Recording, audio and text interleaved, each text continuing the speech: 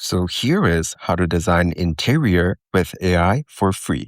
For this one, we will be using ChatGPT. So head over to chatgpt.com and make sure you're logged in. Once you're here, go over to the left and click on New Chat to start a new conversation.